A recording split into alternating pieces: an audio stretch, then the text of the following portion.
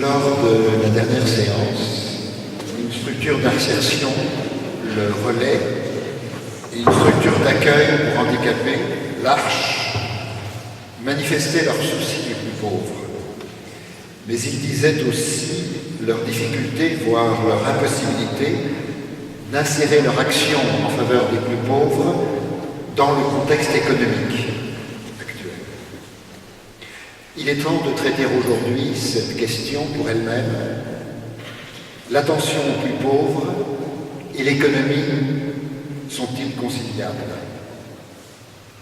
Quand on parlera d'économie, ce n'est pas de théorie économique, mais c'est de la réalité des entreprises, de la production, du marché, de la finance. Est-ce que dans ce domaine-là de l'économie, il y a compatibilité entre le souci pour les plus pauvres et la vie économique? Est-ce que les plus pauvres ne sont pas produits par l'économie? Est-ce que l'économie ne secrète pas les plus pauvres pour les exclure? Car ils ne relèvent pas de l'économie, ils n'ont pas d'argent, ils ne sont pas utiles pour le marché. Je me permets de citer, même si ce n'est pas un parjure en ce lieu, un certain Karl Marx qui disait en 1844 « L'ouvrier s'appauvrit d'autant plus qu'il produit plus de richesses, que sa production croît en puissance et en volume. L'ouvrier devient une marchandise d'autant plus vile qu'il crée plus de marchandises. Plus le monde des choses augmente en valeur, plus le monde des hommes se dévalorise. L'un est en raison directe de l'autre. Le travail ne produit pas seulement des marchandises, il se produit comme une marchandise et il produit l'ouvrier comme une marchandise, dans la mesure même où il produit des marchandises en général. La solution que préconisait Marx a abouti à des situations intolérables dont on est sorti, et heureusement, car imposer sous forme de planification le souci des plus pauvres n'est sans doute pas la meilleure des solutions. En revenir au marché libre, à la concurrence libre, est-ce pour les plus pauvres une solution meilleure? C'est la question de ce soir. Y a-t-il une solution qui permette de concilier économie et souci pour les plus pauvres?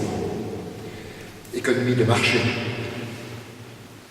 Pour traiter cette question, nous avons voulu demander à une passionnée de cette cause, Marianne de Boisredon, qui a accepté, en voisine presque. Elle est née à Bruxelles, ce n'est pas une tare, là. C'est une marque de bon choix. Elle a fait ses études à l'université de Louvain. Elle a créé en 1989 et développé une banque de microcrédit à Santiago du Chili.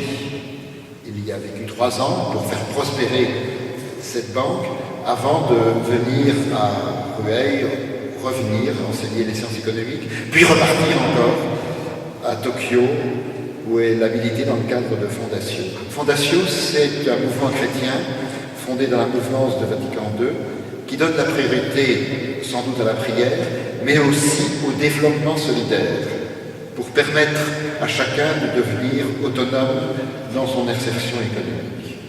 Il y a des mouvements qui existent au Chili, par exemple, d'handicapés qui travaillent par l'horticulture et qui se réinsèrent. Il y a le Hogar Masdigno, où les gens reconstruisent leur vie dans un village qui a été détruit à proximité de Santiago, et Marianne de Boisredon a suivi toutes ces activités. Elle revenue en France en 2003, elle a fait paraître un livre sur lequel elle a travaillé, Inventer une économie yin, yang et yang, aux presses de la Renaissance, et j'en extrais ces 2 affirmations.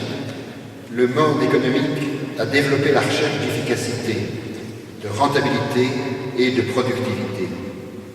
Les valeurs sont bonnes en soi, mais si elles ne sont pas rééquilibrées par l'intériorité, par la prise de recul, par la patience, elles produisent des dysfonctionnements sur les personnes.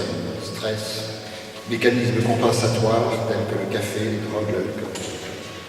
En se focalisant sur les résultats économiques et financiers, sur le profit à court terme, les effets pervers sur les personnes et l'environnement sont sous-évalués. Nous avons besoin d'entrer dans une vision où l'humain, l'écologique sont pris en compte. Merci d'accepter de défendre votre conviction ce soir et de nous la faire partager. Merci.